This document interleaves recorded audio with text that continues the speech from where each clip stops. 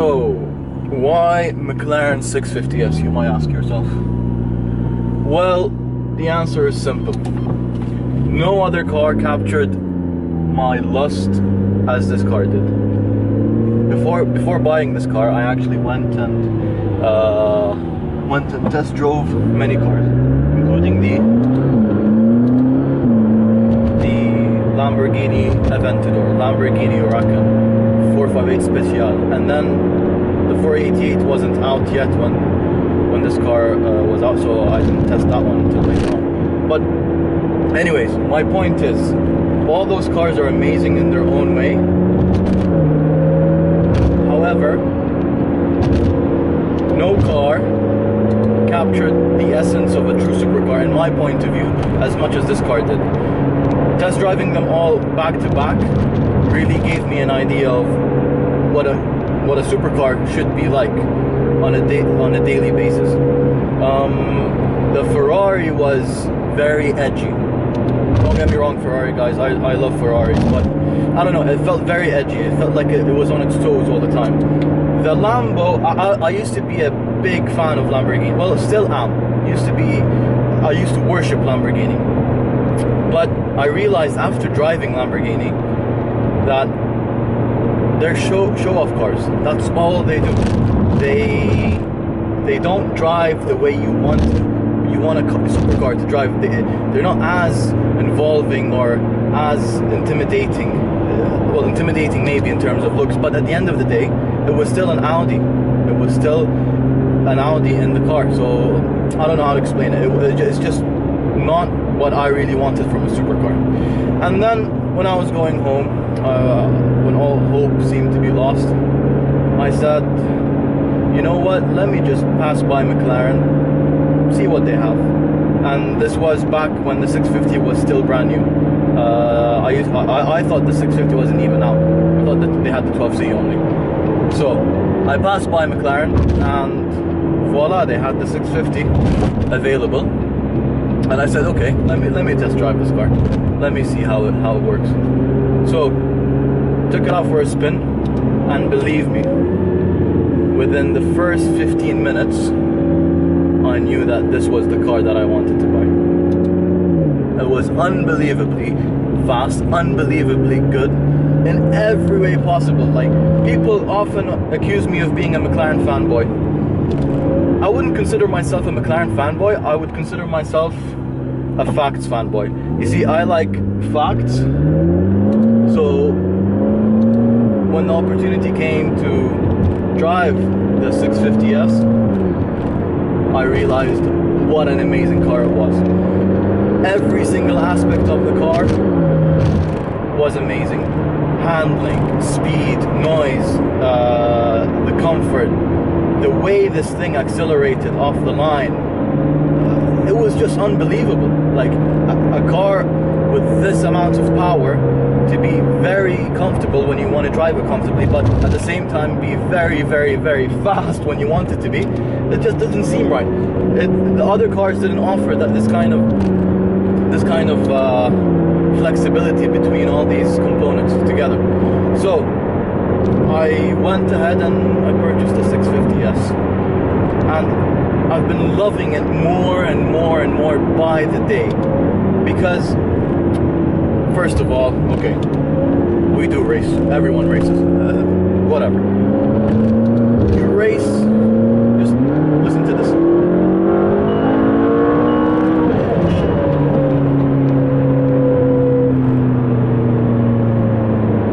That wasn't supposed to be there. That was a radar, but I don't think it caught me because it was on the other side.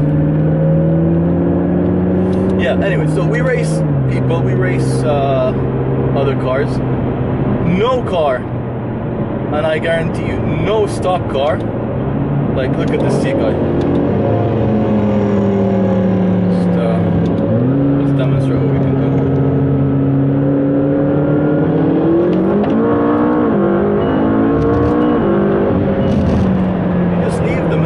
That was a good example of racing.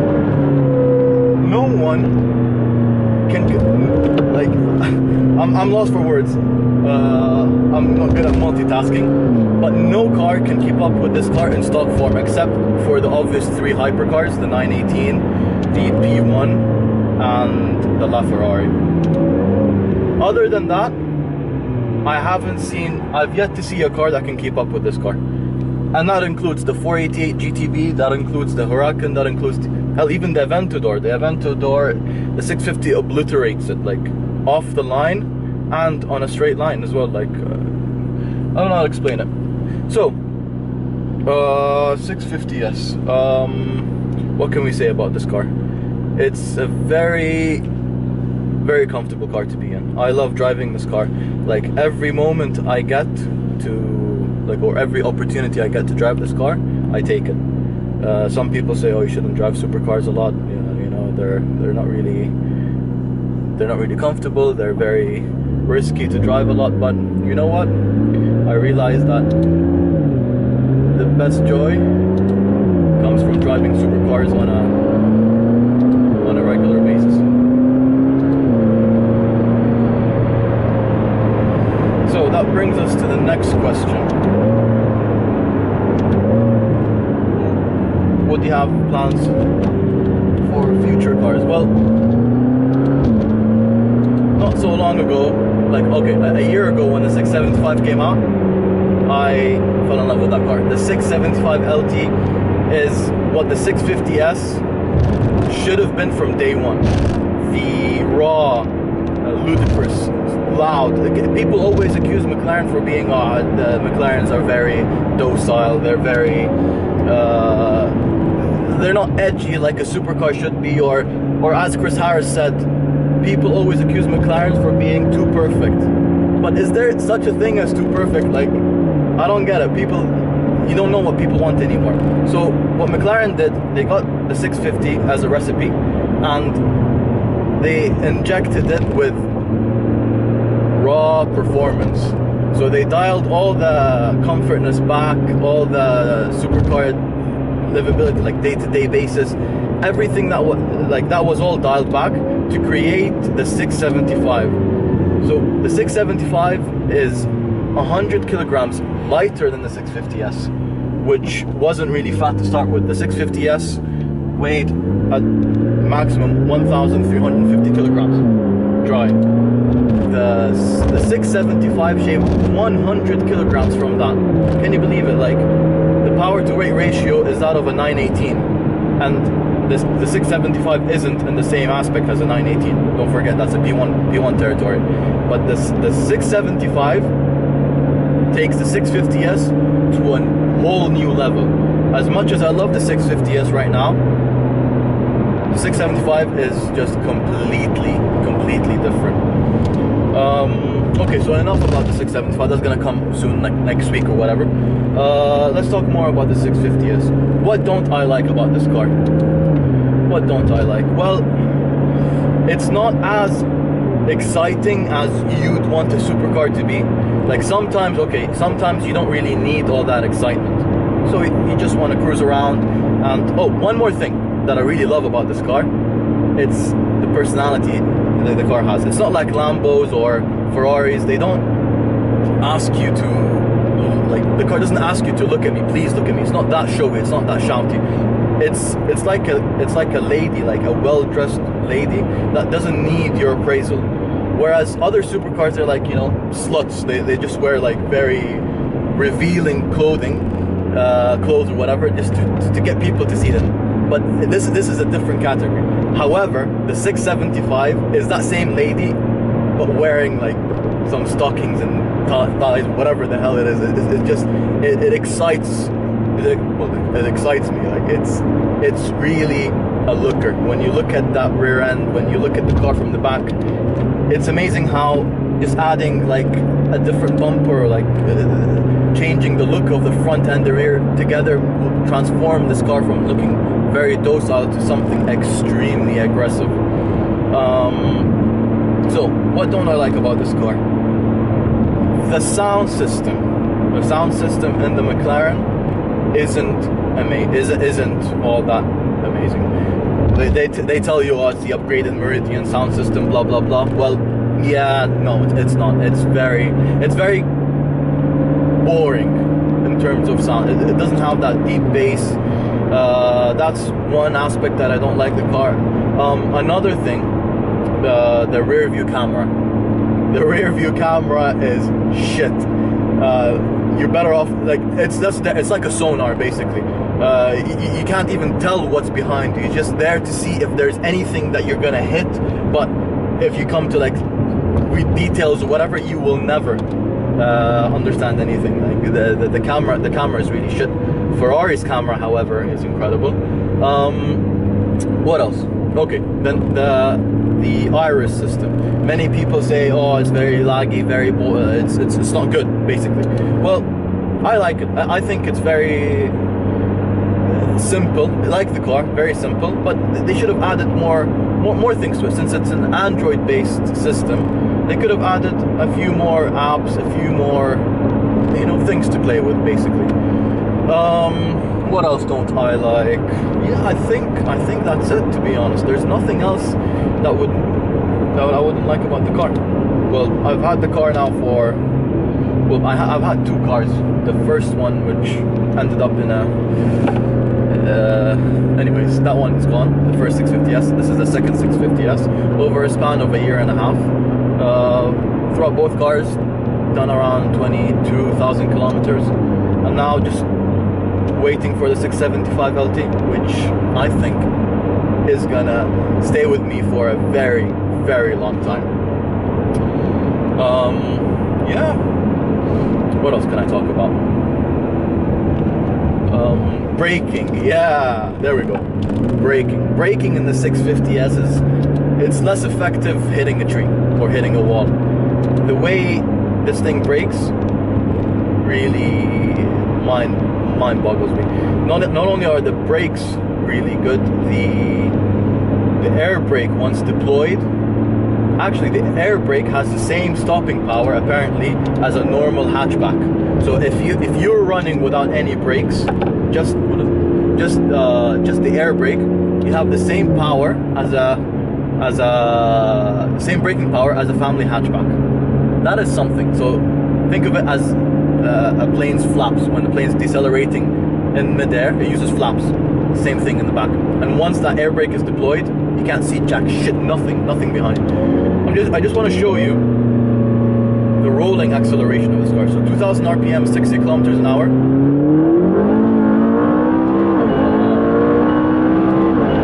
That is 180 right there.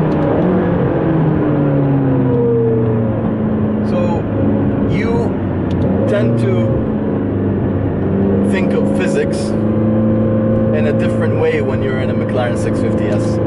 So imagine how the 675 is going to be like. I can't wait. I've driven that car on track, but on track is different than real life roads. So on track, that car obliterated the 650S in amazing, like in every single aspect. It was that one step better in braking, in accelerating, in the feel, in the sound, everything.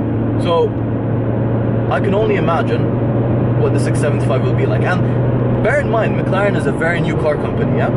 So if they're, 2009, 2010, say this, like 6 years old now. 6 years old, and they're already like leading the industry. Like P1 kicked the 918 and the LaFerrari's ass. Let's face it, that's true. 650S is leading the game. Now the 675 is killing everything else. So what's next? Like, what's McLaren gonna offer next? That I want to see. That I can't wait for. Something called the P14, which is going to be the 650S replacement, due in late 2017.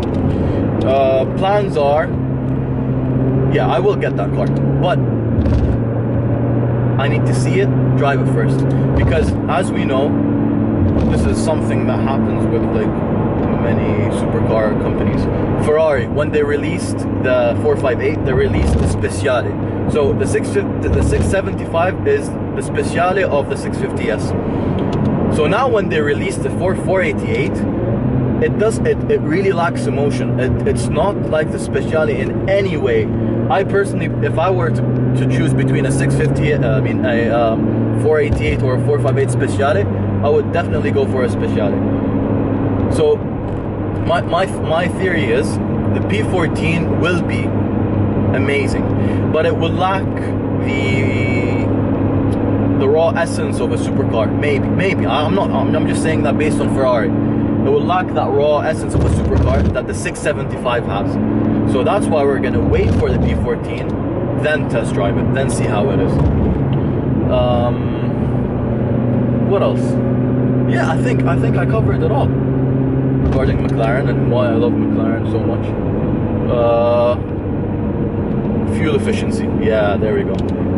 This car is fuel efficient for a supercar. This car is as, if not even more fuel efficient than my RS7. I don't doubt one bit that this car is more fuel efficient than the RS7. It has a relatively small tank, 65 liters. I know it's not very big, but for a supercar you need the smaller the better, because weight saving, whatever.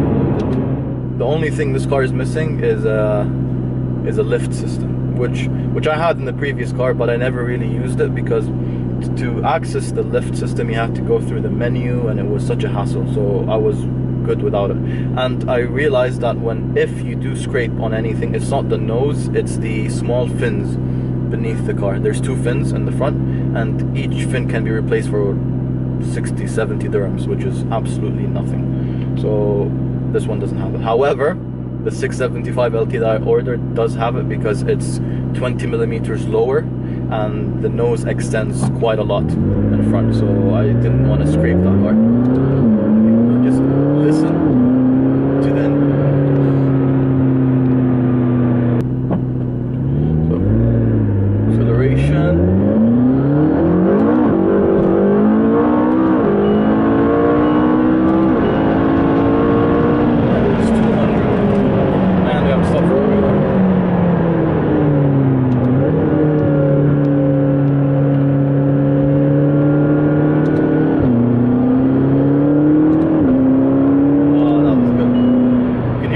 Spooling up. I don't know if you can hear it on camera, but you can hear the turbo spooling up so well.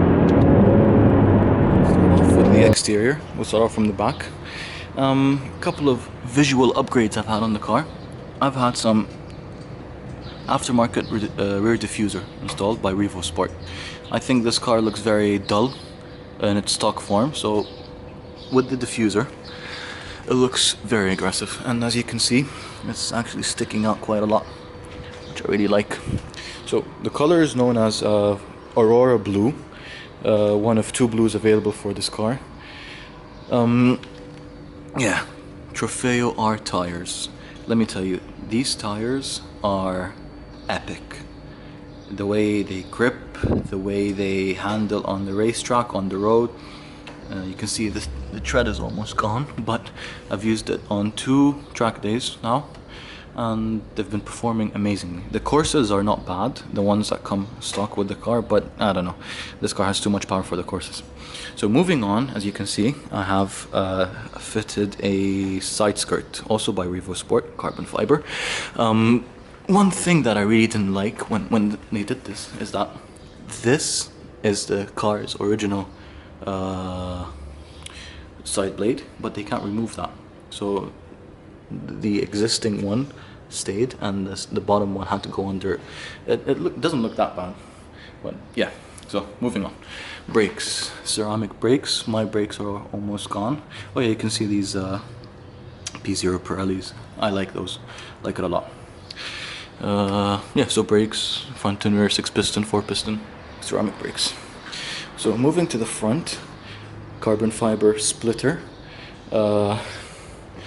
tiny plates for the UAE, and yeah, dihedral doors. So let me show you how they open. So in the 12C, you had a swipe mechanism. So you didn't, in the 2011-12 12Cs, they didn't have a button, which I think was super cool. So you just swipe your hand and the door would open. But nowadays, you know, people always complain, oh, my hand is wet, oh, it's not opening. So McLaren had to put a button here, which you click once and you pull out. So you pull out, you're greeted into this cabin My spec is full Alcantara interior, suede, whatever you want to call it, with orange piping and orange stitching around the doors.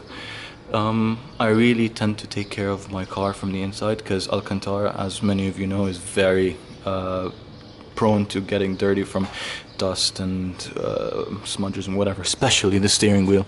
I clean my steering wheel once a week. I'll show you the process in other videos. Storage space, well, let's see.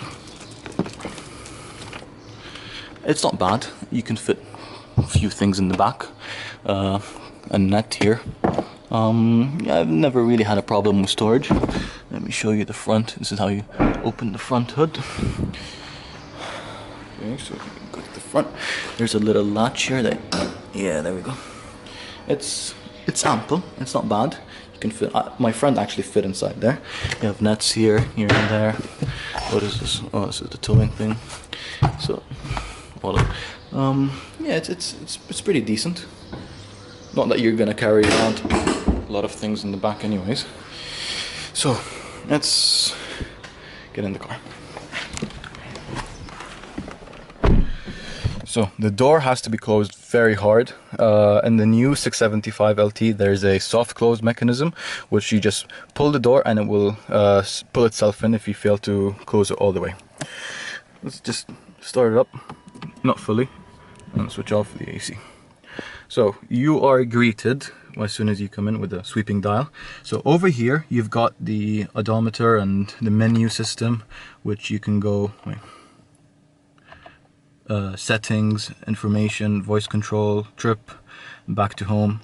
A few good settings or whatever you want. Tire temperatures. This is really good for the track. You get to see your tire temperatures, like if they're going high or low or whatever it is. Okay, so moving on. Iris. This is Iris. It's basically Android based. It's pretty intuitive. You pull down Android based notification screen, applications. You've got browser, maps, rear camera, tune-in radio, user map, weather, but you have to connect your phone or 3G to access these. So media, you click on songs, and yeah, you're greeted like by whatever you want to listen to and shit like that. And then go to browse, you get all the lists of like playlists, genre, songs, and whatnot. So it's a very simple yet effective system, which I really like. Now the fun starts over here.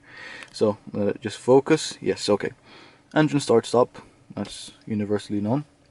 Then this whole panel to activate. So before activation, handling and powertrain. Handling consists of the spring rate in the car, like how stiff you want the car to be, and the traction control. So normal for day-to-day driving, very soft, traction control completely on. Sport, it gets a little bit harsher, and traction control lets you slip, but it will still catch you. Track is the harshest of them all, and traction control, well, it says completely off, but brake steer is still available. Then powertrain, you've got normal, sport, and track. Same thing. Normal gear shifts are very smooth, very like it will shift in a very low RPM. Sport upside up a little bit, and then track is even harder than that. Track is really hard. It's not very easy to drive on the roads. And then you've got aero. Aero is basically the wing will deploy at a certain angle, and then when you floor the car, it will go down, which is called DRS, drag reduction system, so the air can flow very easily and blah blah blah, whatever. Manual, obviously you can use manual mode. Winter mode, which we rarely ever use in the UAE, I use it like probably like twice. It simply makes the throttle response very smooth, so you don't slip and crash. Excuse me. So launch control is one of my favorite features of this car. Even though it's a rear-wheel drive car, this car will accelerate to 100 like 2.9 seconds, and it's super fast. Makes four-wheel drive cars look pathetic. Handbrake deactivates when you start and move and whatever. Yeah, and then you got drive, neutral, reverse. Opening the front hood, locking the car, and more storage. So yeah, oh yeah, and the ACs. quick fact, in the 675 LT, to reduce weight, they did a lot of things in the car, one of which they removed the AC unit from here and they put it all inside here, which I think, and they added speakers here, which is pretty sick, pretty cool. Yeah, this is the McLaren 650S, which I really like. Thanks for watching, and be sure to subscribe. More content is coming on the way, since the 675 is almost there. And yeah, I hope you enjoyed this video. Leave in the comments a few things you'd like to see next time, like a few improvements, whatever it is, because it's really appreciated. Thank you so much, and see you next time. Bye bye.